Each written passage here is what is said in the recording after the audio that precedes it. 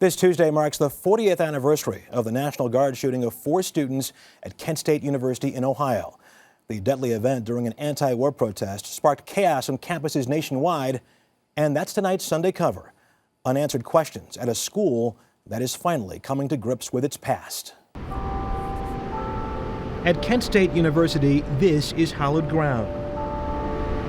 Markers are placed at the spots where 4 students were shot and killed in this parking lot by the Ohio National Guard on May 4th, 1970. I thought if I had to risk my life, I would do that. Alan Canfora is one of the 9 students wounded that day.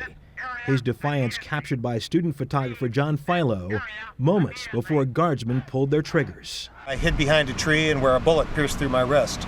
Those are some very dark memories I have. Ronald Snyder was there too.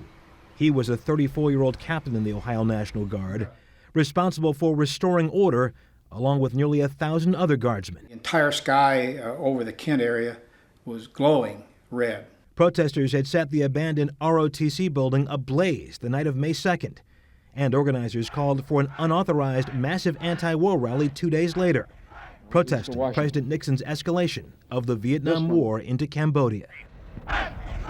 On May 4th, about 2,000 students gathered in the middle of campus near the Victory Bell. We were tear gassed. The guardsmen chased us up over this hill here. About a dozen men stopped, turned, raised the weapons, and they all began to shoot simultaneously. The shooting lasted 13 seconds. In total, 67 bullets were fired.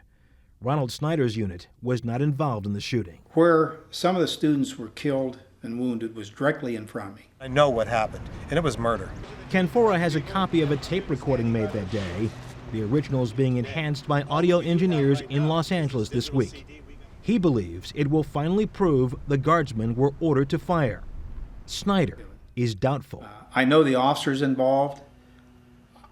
I can't ever believe that any one of those people would have given an order to fire. The shooting sparked nationwide protests, a movement captured by Neil Young's generational anthem, Ohio.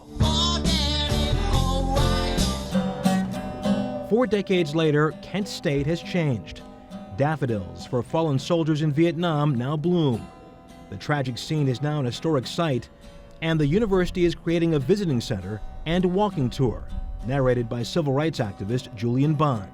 At 12:24, guardsmen on the trailing edge of the right flank pointed their weapons in unison and began to fire. Professor Laura Davis was a Kent State student at the time of the shootings. We have to find nonviolent means of resolving differences. We have to find ways to communicate with one another, even when we disagree.